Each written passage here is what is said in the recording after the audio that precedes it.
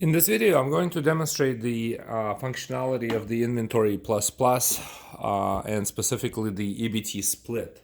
So EBT is a government program, and EBT payment is a cash benefit that is given to certain people to pay for their groceries and such.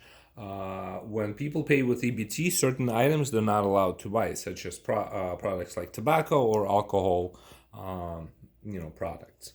And so, if your store carries items that are both EBT and not EBT approved, then, during the checkout, you have to kind of split out that particular items and easily allow for EBT payment to be handled only for items that are EBT approved, and then have other form of payment for items that are not EBT approved.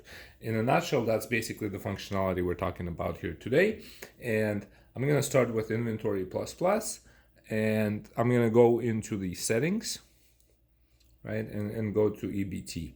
So first you have to assign items that are considered EBT approved items. And you can grab the entire category like so, or you can select each individual item. I don't want to select lottery, and I don't want to select tobacco either, but we have some randomly select numbers, but these are the items that now, 20 items that we have approved as EBT items. And for these items, if they have taxes, then we'll remove those taxes. Okay, so let's go to register. And in fact, why don't I go first to the inventory app and show you.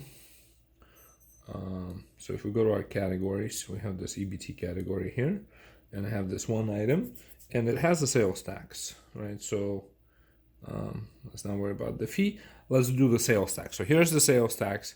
So this item has a sales tax, and it's also approved for EBT. So now when we go to register and we pick this item, I want you to pay attention to this area right here, because it's going to happen rather quickly. I'm going to select and say $100, right? So I don't know if you got to see that or not, but there was a tax and then it was removed. And the reason why it's removed is because this item is being split into EBT payment. When you go to pay, you go to split by guest. Here's your EBT item and there's no tax. So that's functionality that is now available in the Inventory++.